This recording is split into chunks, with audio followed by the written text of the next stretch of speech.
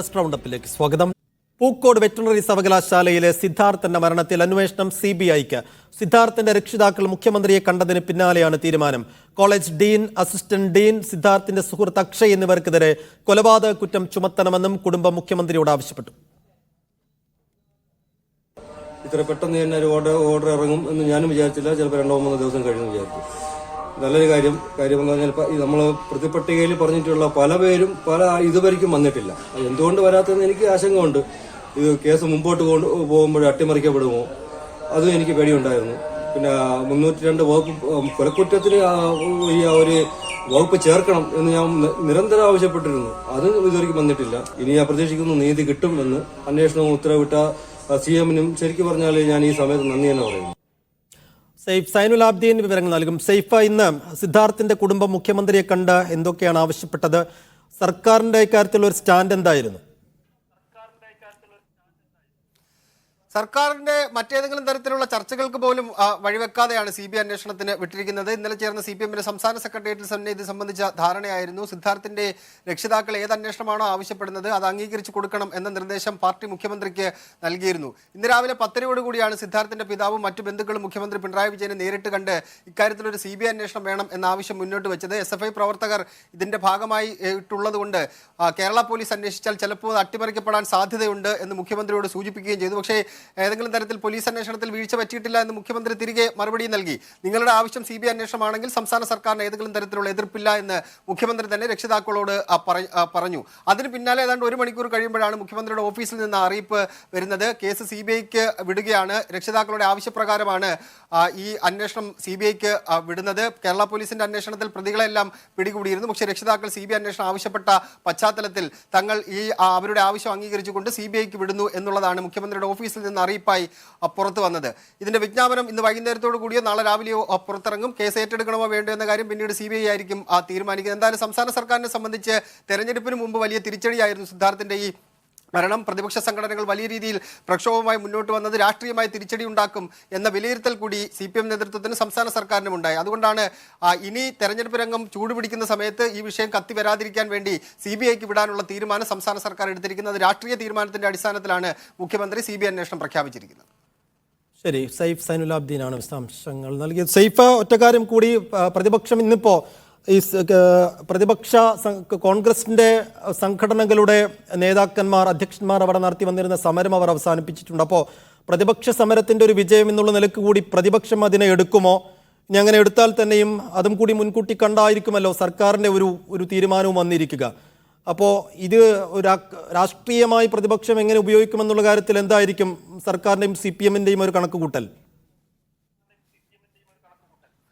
സൈഫുദ്ദീൻ, 18-ാം തീയതി, കഴിഞ്ഞ മാസം 18-ാം തീയതിയാണ് ഈ മരണം സംഭവിക്കുന്നത്. അതിനുശേഷം ഈ സ്ഥാനാർത്ഥികളെ പ്രഖ്യാപിച്ച് 27-ാം തീയതിയോടുകൂടി 20 സ്ഥാനാർത്ഥികളും തെരഞ്ഞെടുപ്പ് രംഗത്തേക്ക് ഇറങ്ങിയ ഇതിന് പിന്നാലെയാണ് ഇത് വലിയ രീതിയിൽ ആളിക്കത്തി വരുന്നത്.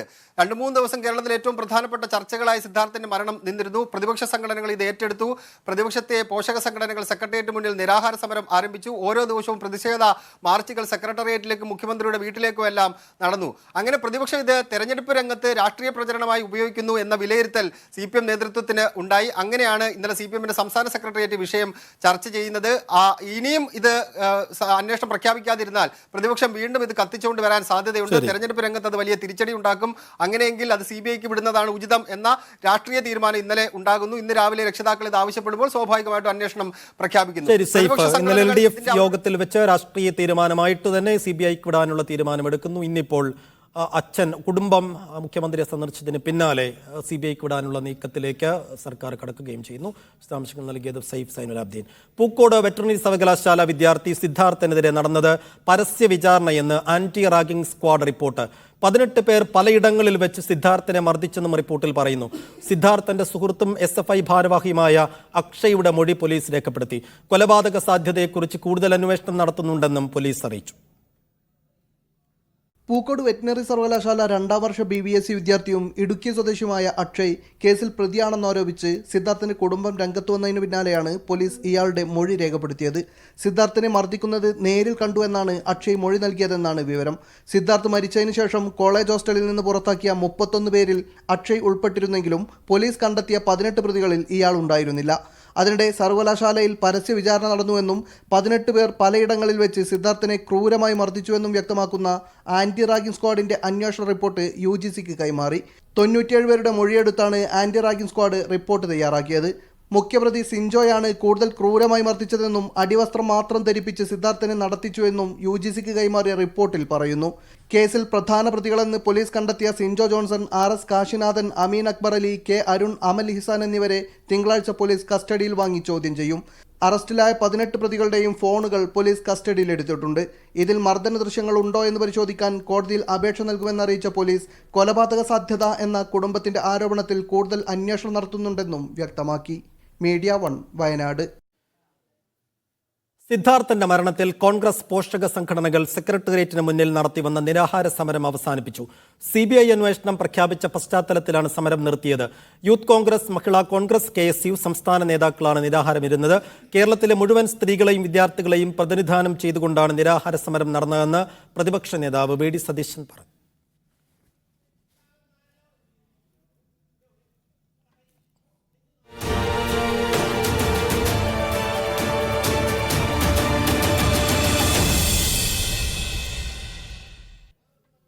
കോൺഗ്രസിന്റെ സ്ഥാനാർത്ഥി പട്ടിക പുറത്തുവന്നതിന് പിന്നാലെ UDF സ്ഥാനാർത്ഥികൾ പ്രചാരണ രംഗത്ത് സജീവമായി. തൃശൂരിലെത്തിയ K മുരളീധരനും കണ്ണൂരിലെത്തിയ K സുധാകരനും പ്രവർത്തകർ വലിയ സ്വീകരണം നൽകി.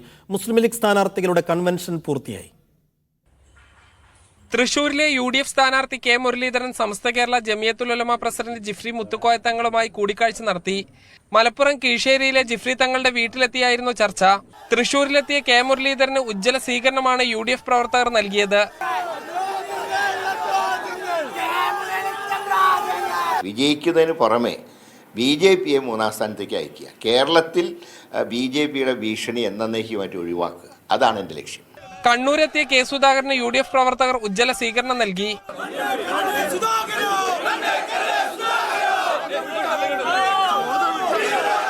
ആലത്തൂർ ലോക്സഭാ മണ്ഡലത്തിലെ UDF സ്ഥാനാർത്ഥി രമ്യ ഹരിദാസ്, ചാലക്കുടിയിലെ ബെന്നി ബെഹനാൻ തുടങ്ങിയവരും മണ്ഡലത്തിൽ പ്രചരണവുമായി സജീവമായി. മറ്റ് മണ്ഡലങ്ങളിലെ സ്ഥാനാർത്ഥികളും പ്രചരണം തുടങ്ങി. മുസ്ലിം ലീഗ് സ്ഥാനാർത്ഥികൾക്കുള്ള കൺവെൻഷൻ മലപ്പുറത്ത് നടന്നു. BJP സർക്കാരിന്റെ വർഗീയതയ്ക്കെതിരെയുള്ള നിലപാട് സ്വീകരിക്കാനുള്ള അവസരമാണ് ഈ തെരഞ്ഞെടുപ്പെന്ന് മുസ്ലിം ലീഗ് സംസ്ഥാന പ്രസിഡന്റ് സാദിഖ് അലി തങ്ങൾ പറഞ്ഞു. ലീഗ് 20 സീറ്റിൽ മത്സരിക്കുന്നുണ്ട്. കേരളത്തിലെ 20 സീറ്റുകളിലും ഇന്ത്യൻ യൂണിയൻ മുസ്ലിം ലീഗ് തന്നെയാണ് മത്സരിക്കുന്നത്. അവരുടെ വിജയത്തിന് വേണ്ടിയാണ് ഓരോ മുസ്ലിം ലീഗുകാരനും. റോഡ് ഷോ ഉൾപ്പെടെ നടത്തി മണ്ഡലത്തിൽ ചലനം സൃഷ്ടിച്ചാണ് കോൺഗ്രസ് സ്ഥാനാർത്ഥികൾ പ്രചരണം തുടങ്ങിയത്.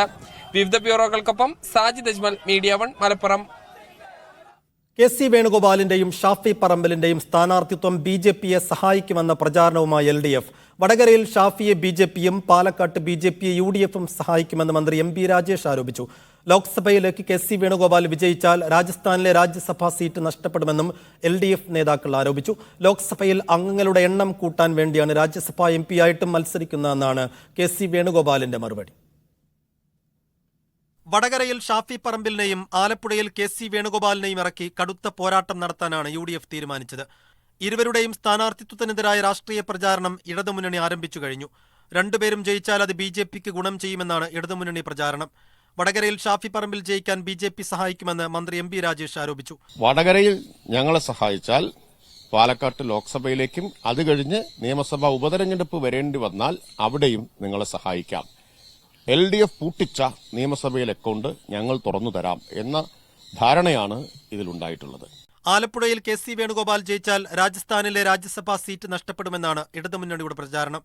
ലോക്സഭയിൽ അംഗങ്ങളുടെ എണ്ണം കൂട്ടാൻ വേണ്ടിയാണ് രാജ്യസഭാ MP ആയിട്ട് മത്സരിക്കുന്നതെന്ന് KC വേണുഗോപാൽ പറഞ്ഞു. രാജ്യസഭയിൽ 2 വർഷം കാലാവധി ബാക്കിയുണ്ടെന്നില്ല, 6 വർഷത്തിൽ 4 വർഷം കഴിഞ്ഞു, 2 വർഷത്തെ കാലാവധി ഉണ്ട് ബാക്കി. അതിനേക്കാൾ ഞങ്ങൾ പ്രാധാന്യം കൊടുക്കുന്നത് ലോക്സഭയിലെ ഞങ്ങളുടെ നമ്പർ വർദ്ധിപ്പിക്കുക എന്നുള്ളത് തന്നെയാണ്. BJPയെ സഹായിക്കാനാണെന്ന പ്രചാരണത്തോടെ ന്യൂനപക്ഷ വോട്ടുകൾക്കിടയിൽ വലിയ സ്വാധീനമുണ്ടാക്കാൻ കഴിയുമെന്നാണ് ഇടതുമുന്നണിയുടെ കണക്കുകൂട്ടൽ. മീഡിയ 1 തിരുവനന്തപുരം. ലോക്സഭാ തെരഞ്ഞെടുപ്പിൽ ഇടതുമുന്നണി 2ാം ഘട്ട പ്രചാരണത്തിലേക്ക്. 2 ദിവസത്തിനകം മണ്ഡലം കൺവെൻഷനുകൾ പൂർത്തിയാക്കും. ബൂത്ത് കമ്മിറ്റികളുടെ പ്രവർത്തനം സജീവമാക്കാനും മുന്നണി നേതൃത്വം നിർദ്ദേശം നൽകിയിട്ടുണ്ട്. ആദ്യം സ്ഥാനാർത്ഥികളെ പ്രഖ്യാപിച്ച് തെരഞ്ഞെടുപ്പ് രംഗത്തിറങ്ങിയത് രാഷ്ട്രീയമായി ഗുണം ചെയ്തുവെന്നാണ് മുന്നണി നേതൃത്വത്തിന്റെ ഇതുവരെയുള്ള കണക്കുകൂട്ടൽ. മിക്കയിടത്തും പാർലമെന്റ് കൺവെൻഷനുകൾ പൂർത്തിയായിട്ടുണ്ട്. ബാക്കിയുള്ള ഇടങ്ങളിൽ 2 ദിവസം കൊണ്ട് കൺവെൻഷനുകൾ കഴിയും.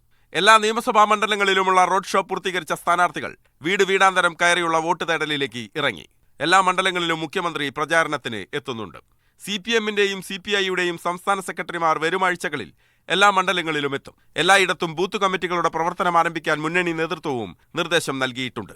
മുന്നണിയുമായി അകന്നു നിൽക്കുന്ന എല്ലാവരെയും കൂട്ടിയോജിപ്പിച്ചുള്ള പ്രവർത്തനം നടത്താനാണ് സംസ്ഥാന നേതൃത്വം പ്രാദേശിക നേതൃത്വത്തിന് നൽകിയിരിക്കുന്ന നിർദ്ദേശം. മീഡിയ 1 തിരുവനന്തപുരം. തൃശൂർ ശാസ്താംപൂവം ആദിവാസി കോളനിയിലെ സന്ദർശനത്തിന് ആള് കുറഞ്ഞതിൽ BJP പ്രവർത്തകരോട് അതൃപ്തി അറിയിച്ച് സുരേഷ് ഗോപി.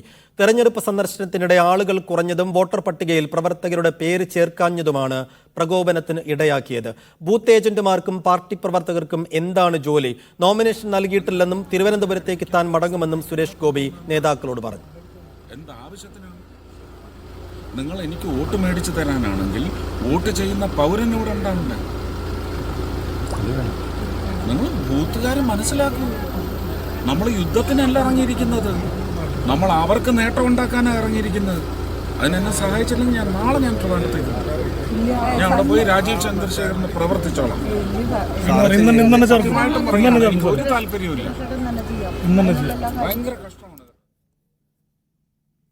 ലോക്സഭാ തെരഞ്ഞെടുപ്പ് പ്രഖ്യാപനം അടുത്തയാഴ്ചയെന്ന് സൂചന. 15-നുള്ളിൽ പ്രഖ്യാപനം നടക്കുമെന്നാണ് വിവരം. സംസ്ഥാനങ്ങളിലെ സന്ദർശനത്തിന് പിന്നാലെ വിവിധ മന്ത്രാലയങ്ങളുമായി കമ്മീഷൻ ചർച്ച നടത്തി. സുരക്ഷാ ജീവനക്കാരുടെ വിന്യാസം സംബന്ധിച്ച് ആഭ്യന്തര മന്ത്രാലയവുമായും ഉദ്യോഗസ്ഥരുടെ യാത്രാ സാധന സാമഗ്രികളുടെ നീക്കം എന്നിവ സംബന്ധിച്ചും റെയിൽവേ മന്ത്രാലയവുമായും ചർച്ച നടത്തി. 3 ലക്ഷത്തിലധികം വിവിധ സേനാ ഉദ്യോഗസ്ഥരെ വേണമെന്ന് കമ്മീഷൻ ആഭ്യന്തര മന്ത്രാലയത്തോട് ആവശ്യപ്പെട്ടു. കശ്മീരിലെ സാഹചര്യവും കമ്മീഷൻ വിലയിരുത്തി.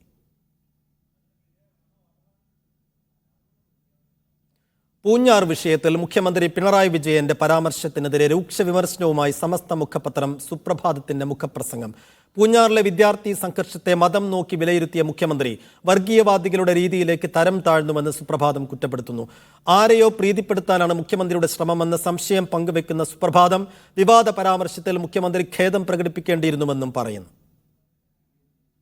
പൂഞ്ഞാറിലെ വിദ്യാർത്ഥി സംഘർഷത്തെ മതം നോക്കി വിലയിരുത്തി മുസ്ലിം വിഭാഗം കാട്ടിയ തെമ്മാടിത്തരമെന്ന് അധിക്ഷേപം ചൊരിഞ്ഞ മുഖ്യമന്ത്രി മതേതര കേരളത്തെ അമ്പരിപ്പിച്ചുവെന്ന് പറഞ്ഞാണ് സുപ്രഭാതം എഡിറ്റോറിയൽ തുടങ്ങുന്നത്. പൂഞ്ഞാർ വിഷയത്തെ വർഗീയ പ്രചാരണത്തിന് ഉപയോഗിച്ചവരുടെ നാവായി മുഖ്യമന്ത്രി മാറി. അക്രമ പ്രവർത്തനത്തെ അങ്ങനെ കാണാതെ അക്രമികൾക്ക് മുസ്ലിം ചാപ്പ കുത്തിയത് സംഘപരിവാർ രീതിയായി പോയെന്നും എഡിറ്റോറിയൽ കുറ്റപ്പെടുത്തുന്നു. ഫെബ്രുവരി 24-ന് പൂഞ്ഞാർ സെന്റ് മേരീസ് ഫെറോന കോമ്പൗണ്ടിൽ നടന്ന സംഭവത്തെക്കുറിച്ച് മുഖാമുഖം പരിപാടിയിൽ മുഖ്യമന്ത്രി നടത്തിയ പരാമർശം പൂർണ്ണമായും ഉദ്ധരിച്ചിട്ടുണ്ട് മുഖപ്രസംഗത്തിൽ. സംഭവത്തിന്റെ വസ്തുത മനസ്സിലാക്കാൻ സാധ്യമായിരിക്കെ മുഖ്യമന്ത്രി നടത്തിയ മുസ്ലിം വിരുദ്ധ പ്രസ്താവന യാദൃച്ഛികമായി കാണാനാവില്ലെന്നാണ് സുപ്രഭാതം പറയുന്നത്. ആരെയും പ്രീതിപ്പെടുത്താനുള്ള ശ്രമമാണ് മുഖ്യമന്ത്രിയുടെ പ്രസ്താവനയ്ക്ക് പിന്നിലെന്ന് സംശയിക്കുന്നവരെ കുറ്റപ്പെടുത്താനാവില്ലെന്നും സുപ്രഭാതം കൂട്ടിച്ചേർക്കുന്നു. സംഘപരിവാറും തീവ്ര നിലപാടുകാരായ ക്രിസ്ത്യൻ സംഘടനകളും നടത്തിയ പ്രചരണത്തെ ശരിവെച്ച് മുസ്ലിം വിദ്യാർത്ഥികളെ മാത്രം തെരഞ്ഞുപിടിച്ച് അറസ്റ്റ് ചെയ്ത പോലീസ് നടപടിയെയും സുപ്രഭാതം കുറ്റപ്പെടുത്തുന്നു. മുസ്ലിം സമൂഹത്തെ അപകീർത്തിപ്പെടുത്തിയതിന് മുഖ്യമന്ത്രി ഖേദം പ്രകടിപ്പിക്കണമായിരുന്നുവെന്നും സുപ്രഭാതം പറഞ്ഞുവെക്കുന്നു. അതേസമയം ഏതെങ്കിലും മതവിഭാഗത്തെ മോശപ്പെടുത്തുന്ന നിലപാട് സർക്കാരിനില്ലെന്ന് മന്ത്രി മുഹമ്മദ് റിയാസ് പ്രതികരിച്ചു. അങ്ങനെ ഏതെങ്കിലും ഒരു പ്രത്യേക മതവിഭാഗത്തെ മോശപ്പെടുത്തുന്ന ഒരു നിലപാടല്ല മുഖ്യമന്ത്രിക്കോ സർക്കാരിനോ LDF-നോ ഉള്ളതെന്ന് എല്ലാവർക്കും അറിയുന്ന കാര്യമാണ്. മുഹമ്മദ് അസ്ലം, മീഡിയ 1 കോഴിക്കോട്. കാട്ടുപോത്താക്രമണത്തിൽ കൊല്ലപ്പെട്ട കോഴിക്കോട് കക്കയം സ്വദേശി പാലാട്ടിയിൽ അബ്രഹാമിന്റെ വസതി വനംവകുപ്പ് മന്ത്രി AK ശശീന്ദ്രൻ സന്ദർശിച്ചു. കുടുംബത്തിന്റെ ആവശ്യങ്ങൾ സർക്കാർ ഗൗരവപൂർവ്വം പരിഗണിക്കുമെന്ന് മന്ത്രി പറഞ്ഞു. കൂരാച്ചുണ്ട് ടൗണിൽ യൂത്ത് കോൺഗ്രസ് പ്രവർത്തകർ മന്ത്രിയെ കരിങ്കൊടി കാണിച്ചു. 9:30 കക്കയം ഫോറസ്റ്റ് ഓഫീസിലെത്തിയ മന്ത്രി ഫോറസ്റ്റ് ഉദ്യോഗസ്ഥരുമായും പഞ്ചായത്ത് പ്രസിഡന്റ് ഉൾപ്പെടെയുള്ള ജനപ്രതിനിധികളുമായും കൂടിക്കാഴ്ച നടത്തിയ ശേഷമാണ് എബ്രഹാമിന്റെ വസതിയിലേക്ക് പോയത്.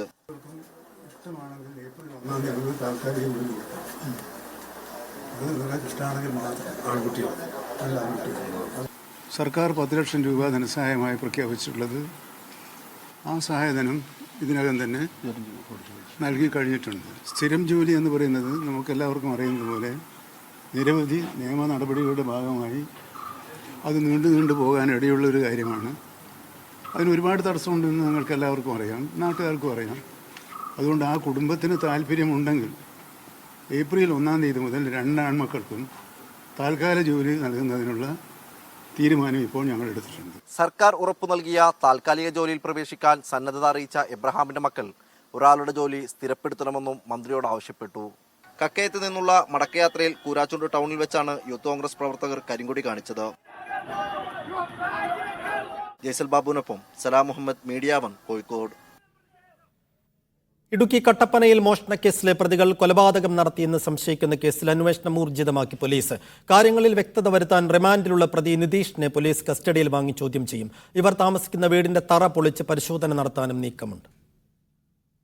ഇതുവരെ ലഭിച്ച സൂചനകൾ പ്രകാരം പ്രതികളിൽ ഒരാളായ വിഷ്ണുവിന്റെ പിതാവ് വിജയനെ കക്കാട്ടുകടയിലെ വീട്ടിൽ വെച്ചും സഹോദരിയുടെ നവജാത ശിശുവിനെ കട്ടപ്പനയിൽ മുമ്പ് താമസിച്ചിരുന്ന വീട്ടിൽ വെച്ചും കൊലപ്പെടുത്തി കുഴിച്ചുമൂടിയെന്നാണ് പോലീസിന്റെ പ്രാഥമിക നിഗമനം. നിതീഷിനെയും വിഷ്ണുവിനെയും ചോദ്യം ചെയ്ത കാര്യങ്ങളിൽ വ്യക്തത വരുത്തിയ ശേഷമാകും തുടർ നടപടികൾ സ്വീകരിക്കുക. ഇവരുടെ വീട് പലപ്പോഴും പൂട്ടിക്കിടക്കുന്ന നിലയിലായിരുന്നെന്നും വിഷ്ണുവിന്റെ അമ്മയും സഹോദരിയും വീട്ടിലുള്ള കാര്യം അറിയില്ലെന്നുമാണ് പ്രദേശവാസികൾ പറയുന്നത്. കഴിഞ്ഞ ദിവസം ഈ സംഭവം നടന്നതിന് ശേഷമാണ് ഇങ്ങനൊരു സ്ത്രീ ഇവിടെ ഉണ്ടെന്ന് നമ്മൾ അറിയുന്നത്. വീടിൻ്റെ എണ്ണം കൊടുക്കണം പഞ്ചായത്തിലെ. അപ്പോൾ ഈ വീട്ടുകാർ സഹകരിക്കുന്നില്ലെന്ന് എന്നോട് പറഞ്ഞ ആളില്ല. അപ്പം നമ്മൾ അങ്ങനെ ഞാൻ പറഞ്ഞ അതിൻ്റെ ഉടമസ്ഥന് നമുക്ക് നമ്പർ കൊടുത്തിട്ട് അവരോട് മേടിക്കാമെന്ന് പറഞ്ഞു. പക്ഷേ അവരെ വിളിച്ചപ്പോഴാണ് ഇവരങ്ങനെ താമസമില്ലായിരുന്നു എന്നുള്ളത് പറയുന്നത്.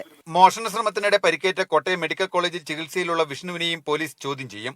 കൊലപാതകം നടന്നോ എന്ന് കണ്ടെത്താൻ കക്കാട്ടുകടയിലെ വീട്ടിൽ പ്രതികളെ എത്തിച്ച് തെളിവെടുപ്പും നടത്തും. കട്ടപ്പനയിൽ നടന്ന മോഷണക്കേസുമായി ബന്ധപ്പെട്ട് പോലീസ് നടത്തിയ അന്വേഷണത്തിനിടെയാണ് വിവരം പുറത്ത്. ഹയർ സെക്കൻഡറി വരെയുള്ള സ്കൂൾ വിദ്യാഭ്യാസ ഏകീകരണത്തിനായി കോർ കമ്മിറ്റി തയ്യാറാക്കിയ റിപ്പോർട്ടിന് വിരുദ്ധമായി വിദ്യാഭ്യാസ വകുപ്പിന്റെ മറുപടി. ഒരേ ക്യാമ്പസിൽ ഒന്നിലധികം സ്ഥാപന മേധാവികൾ നിയന്ത്രിക്കുന്നതും ലഭ്യമായ വിഭവങ്ങൾ വീതിക്കുന്നത് സംബന്ധിച്ച് തർക്കം നിലനിൽക്കുന്നതും ഏകീകരണത്തിന് കാരണമായി എന്നാണ് റിപ്പോർട്ടിലെ പരാമർശം. എന്നാൽ നിയമസഭയിൽ മന്ത്രി നൽകിയ മറുപടിയിൽ അത്തരം തർക്കങ്ങൾ ശ്രദ്ധയിൽപ്പെട്ടിട്ടില്ല എന്ന് വ്യക്തമാക്കുകയും ചെയ്തു. ഹയർ സെക്കൻഡറി വരെയുള്ള വിഭാഗങ്ങളിൽ ഏകീകരണം കൊണ്ടുവരുന്നത് തുടക്കം മുതൽക്കേ വിവാദങ്ങൾക്ക് കാരണമായിരുന്നു. ഏകീകരണത്തിന് പ്രധാന കാരണങ്ങളായി കോർ കമ്മിറ്റി റിപ്പോർട്ടിൽ ചൂണ്ടിക്കാണിക്കുന്നത് രണ്ട് പശ്ചാത്തലങ്ങളാണ്. അതിൽ ഒന്ന്, ക്യാമ്പസിൽ തന്നെ LP മുതലുള്ള പല സ്ഥാപന മേധാവികളും അവരെ നിയന്ത്രിക്കുന്ന വ്യത്യസ്ത ഡയറക്ടറേറ്റുകളും ഉണ്ടാകുന്നു എന്നതാണ്. ഇവർ തമ്മിലുള്ള തർക്കം ഗുണമേന്മ വിദ്യാഭ്യാസം ഉറപ്പാക്കുന്നതിന് വഴിമുടക്കിയായി നിൽക്കുന്നു. ലൈബ്രറി, ലബോറട്ടറി, കമ്പ്യൂട്ടർ ലാബുകൾ, കളിയുപകരണങ്ങൾ തുടങ്ങി ക്യാമ്പസിലെ വിഭവങ്ങൾ എല്ലാ കുട്ടികൾക്കും തുല്യമായി വീതിക്കുന്നതിനും ഈ തർക്കം തടസ്സമാകുന്നുണ്ട്. വ്യത്യസ്ത സ്ഥാപന മേധാവികളുടെ കീഴിൽ പരസ്പരം ബന്ധപ്പെടേണ്ടതില്ല എന്ന ധാരണയോടെ പ്രവർത്തിക്കുന്ന ജീവനക്കാർ പ്രതിസന്ധി ഉണ്ടാക്കുന്നുവെന്നും റിപ്പോർട്ടിലുണ്ട്. എന്നാൽ ഈ പരാമർശങ്ങൾക്കെല്ലാം വിരുദ്ധമാണ് നിയമസഭയിൽ മന്ത്രി നൽകിയ മറുപടി. ഒരു ക്യാമ്പസിൽ തന്നെ LP മുതൽ ഹയർ സെക്കൻഡറി വരെ വിവിധ സ്ഥാപനങ്ങൾ പ്രവർത്തിക്കുന്ന എത്ര സ്കൂളുകൾ ഉണ്ട് എന്ന ചോദ്യത്തിന് വിവരം ശേഖരിച്ചു വരുന്നതേയുള്ളൂ എന്നാണ് മറുപടി. വിഭവങ്ങൾ പങ്കുവയ്ക്കുന്നതിൽ സ്ഥാപനങ്ങൾ തമ്മിലുള്ള തർക്കങ്ങൾ സംബന്ധിച്ച ചോദ്യത്തിലും മറുപടി റിപ്പോർട്ടിലെ പരാമർശത്തിന് എതിരാണ്. വിവിധ വിഭാഗങ്ങൾ ഒരു ക്യാമ്പസിൽ പ്രവർത്തിക്കുന്നത് മൂലം ഉണ്ടായ തർക്കങ്ങളെപ്പറ്റി ശ്രദ്ധയിൽപ്പെട്ടിട്ടില്ല എന്നും രേഖാമൂലം പരാതികൾ ലഭിച്ചിട്ടില്ല എന്നും നിയമസഭയിൽ നൽകിയ മറുപടിയിൽ പറയുന്നു. ഇതോടെ ഏകീകരണവുമായി ബന്ധപ്പെട്ട വിഷയത്തിൽ ആശയക്കുഴപ്പങ്ങൾ വർദ്ധിക്കുകയാണ്. ഈ വൈരുദ്ധ്യം മുതലെടുത്ത് സർക്കാരിനെ പ്രതിരോധത്തിലാക്കാനുള്ള നീക്കം അധ്യാപക സംഘടനകളും നടത്തുന്നുണ്ട്. ഗോപാൽ ശീലാസനൽ, മീഡിയ 1, തിരുവനന്തപുരം. തുടരുന്നു. സംസ്ഥാനത്ത് ഇന്നും റേഷൻ വിതരണം തടസ്സപ്പെട്ടു. സെർവർ ഡൗൺ ആയതോടെ ഇപോസ് മെഷീൻ പ്രവർത്തിക്കാത്തതാണ് കാരണം. മിനിയാന്ന് റേഷൻ വ്യാപാരികളുടെ പണിമുടക്ക്, ഇന്നലെ അവധി.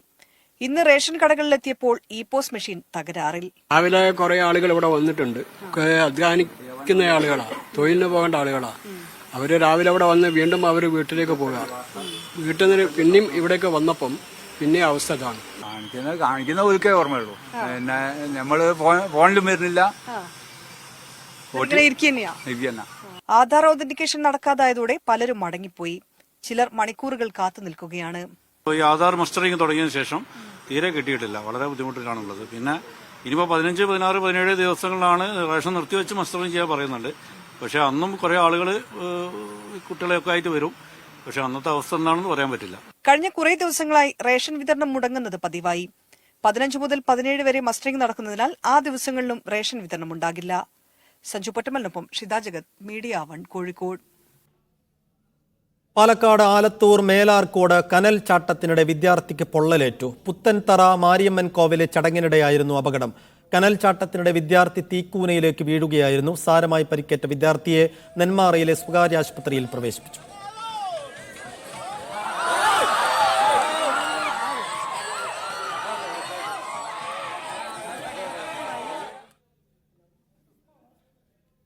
പിതൃ പുണ്യം തേടി ആലുവ മണപ്പുറത്ത് ബലിയർപ്പിച്ച് ആയിരങ്ങൾ. ഇന്നലെ അർദ്ധരാത്രി ആരംഭിച്ച ബലിതർപ്പണ ചടങ്ങുകൾ നാളെ ഉച്ചവരെ നീണ്ടു നിൽക്കും. വിശ്വാസികൾക്കായി KSRTC മെട്രോയും പ്രത്യേക സർവീസ് നടത്തുന്നുണ്ട്.